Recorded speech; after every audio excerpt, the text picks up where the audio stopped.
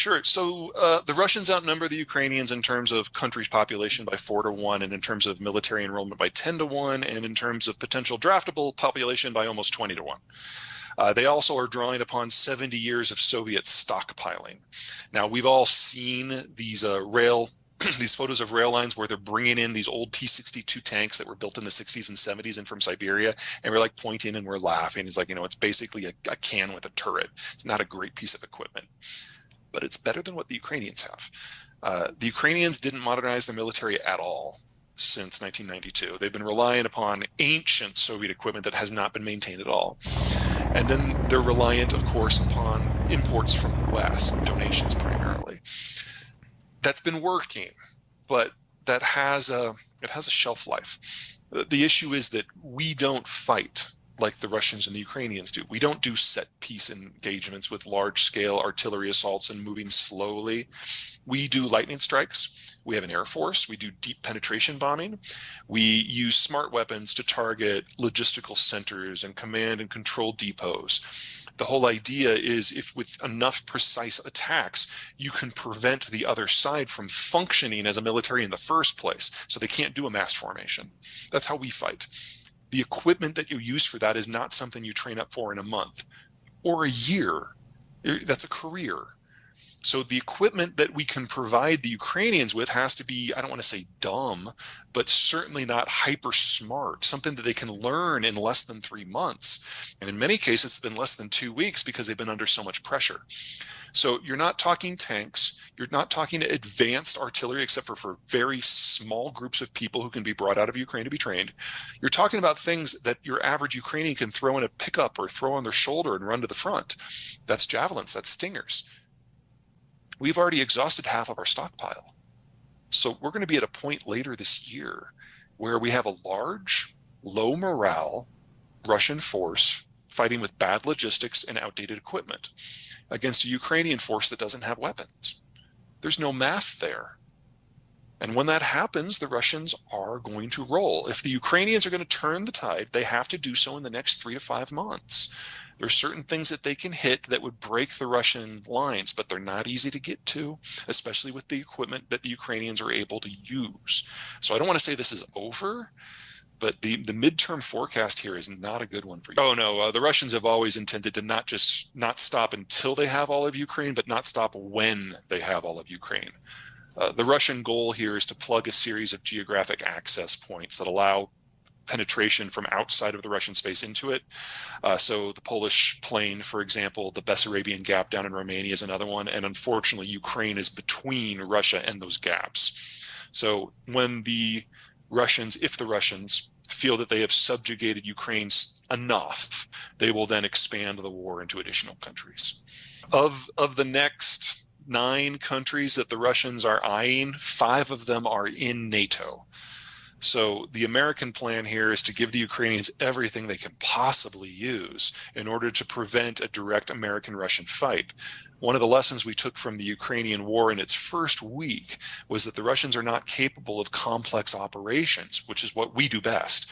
So we know if we have a direct fight, the Russians are going to get obliterated. But the Russians see this as a fight for their existential survival, and they're right. So if we do have that fight, there is very little to dissuade them from using nukes, because from their point of view, they have nothing to lose. The matter that we think of modern economies. Now, this was probably happening anyway. The Russians were completely dependent upon Western tech to make their extractive sectors work. We're already starting to see the impact of some of that in their oil fields, especially in the eastern part of the country.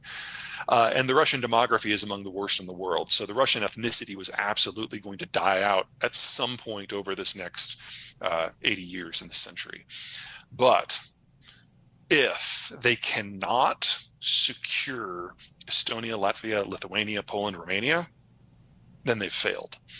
And they have already locked in the price for launching the war. If they launch the war and fail, that really is the worst case scenario for them. And I find it unlikely they'd be able to capture as much as they feel they need to. So we are now in the witching hour of the Russian ethnicity. It will probably vanish. Russia will probably vanish over the course of the next 20 to 25 years. Now, if the Russians do manage to plug those gaps and get all the way to Warsaw and so on, that buys them a lot more time. But it doesn't end the it doesn't change the end destination here. Okay, so we knew as of 2 years ago that China was already the fastest aging workforce in human history. Since then, more data has come out, and it now suggests that by 2050, there'll be fewer than 650 million Chinese. So we're looking at an excess of a 50% drop in their population in 30 years, assuming nothing else goes wrong. So many other things are going wrong. We're going to lose Russian crude from the market, whether it's because of sanctions or boycotts or degradation in the field because they can't get the tech in that they need. That hits China more than anyone else. We're seeing disruptions in agricultural markets, and the Chinese are the world's largest importer of either foodstuffs or the stuff you need to grow foodstuffs. So we're looking at a catastrophic reduction in their ability to maintain their standard of living before you get into the manufactured side of the equation. Already, there is not a manufacturing product that can be made in China at a lower cost than can be made in North America. Their labor is already aged out.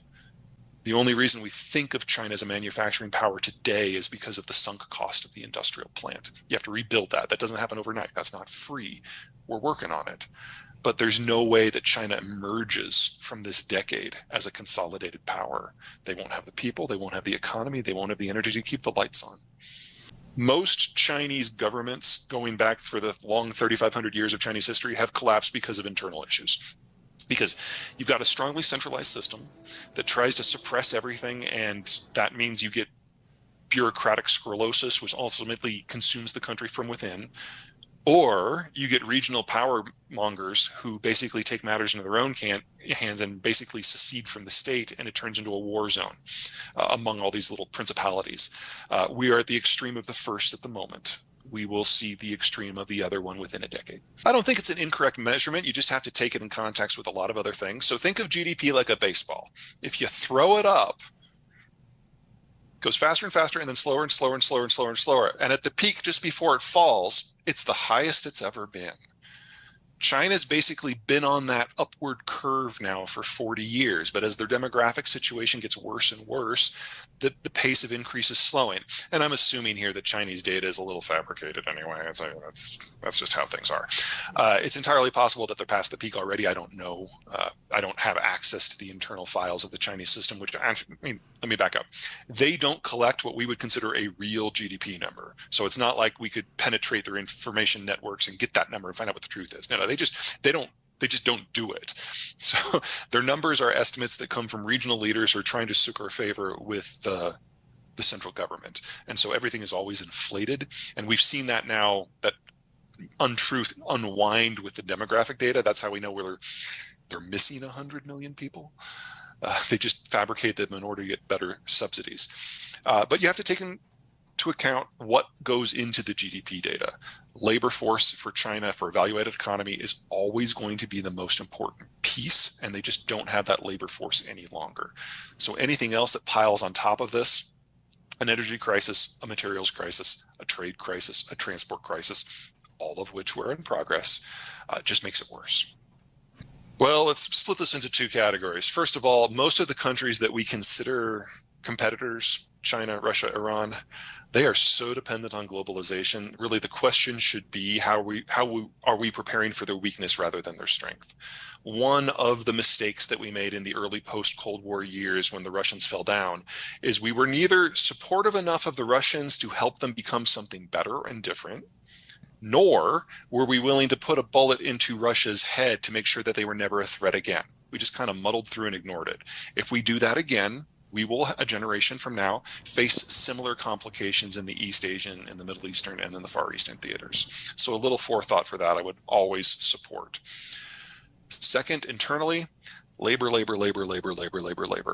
We need a broad spectrum training program that allows people over age 12 and under age 40 to basically go back and learn a new skill. There was some talk early on in the post-COVID recovery of rebuilding the Conservation Corps, which is a program that we had back in the 1930s, which did just that. I think some sort of reinvention of that would be a great idea. There are also some programs within the education department that I think are worth expanding. So, for example, the U.S. government will pay for part of your education to become a teacher if you put in 4 years in a school district that has trouble recruiting teachers. You do something like that across the entire workspace, especially in the trades. I can't imagine any state or local government. Where would folks go to get that? It's doing well enough that it should be available anywhere, not just on the online platforms, but also in any sort of physical format.